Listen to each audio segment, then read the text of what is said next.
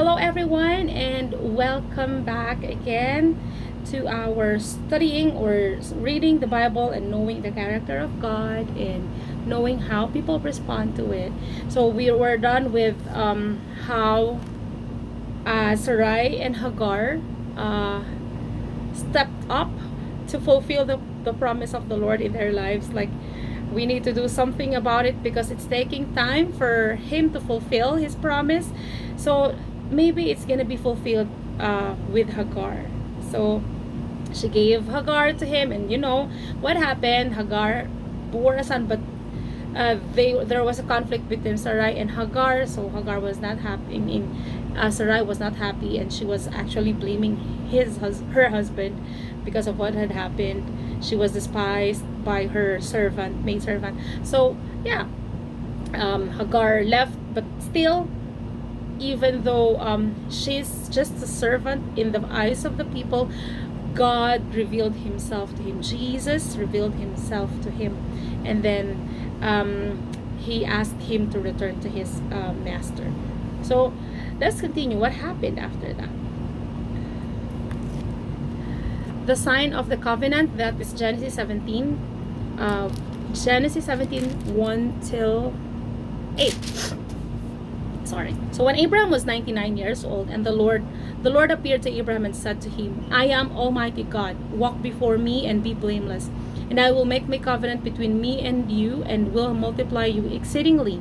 Then Abraham fell on his knees, and God talked with him and saying, as for me, behold, my covenant is with you, and you shall be a father of many nations. So remember, this is the second time that this covenant was given to Abraham. And that was a long time ago, before even Ishmael was born. And Ishmael was born when Abraham was 86. Now Abraham is 99 years old, and he's still waiting for the Lord to fulfill his promise. And then again, the second covenant was made when Ishmael was more than 10 years old, and the Lord said that it's not Ishmael.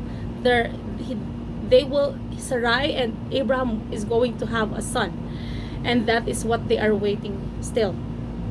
So no longer your name shall be called Abram, but your name shall be called Abraham, for I have made you the father of all nations. So in here also, it emphasizes that we should live up to our names, or we should name our children with a positive name, not a name that is taken from somewhere or somewhere else. But we have to name our children with good meaning, or with a godly meaning. Okay, so he's going to be a father of all nations. This is the change of name. So I will make you exceedingly fruitful, and I will make nations of you, and kings shall come from you. And I will establish my covenant between me and you and your descendants after you in their generations for an everlasting covenant, to be God to you and your descendants after you.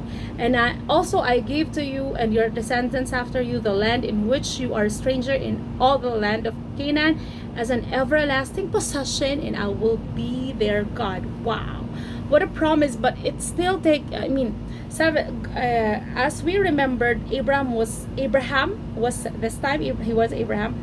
he was 70 years old when God promised him that he's going to use him and his family. And then he established his covenant with him. We don't know what the age was that. And then at 99, that was too long time ago, 20 years in the making. Still the Lord made a covenant again. This is the second time he established this covenant, but the same covenant. It's the same covenant. He just reminded Abraham. So this is how God is. He is going to make sure that before he gave us his promise, we are ready to receive it. So during the span of 20 years in between, Abraham's faith was tested, where he denied his Sarai as his sister, as his wife, and where he listened to his wife and married Hagar and had a son with him. So that is what in the middle of that, his faith has been tested, and he's going to be known as the father of faith. So in the long run, while we are waiting for God's purpose in our lives, God is going to make sure that we are ready to receive the promise, that it's not going to be a curse to us, that it indeed it's going to be a blessing. We are going to be a blessing before we receive the promise, before we receive what is our purpose. We might be waiting for a very long time for the Lord to reveal himself to us, or for the Lord to fulfill his promise to us, but don't worry. God will always be there to establish his covenant and to fulfill his promise in our lives. So that's it for today. Thank you so much for being with me.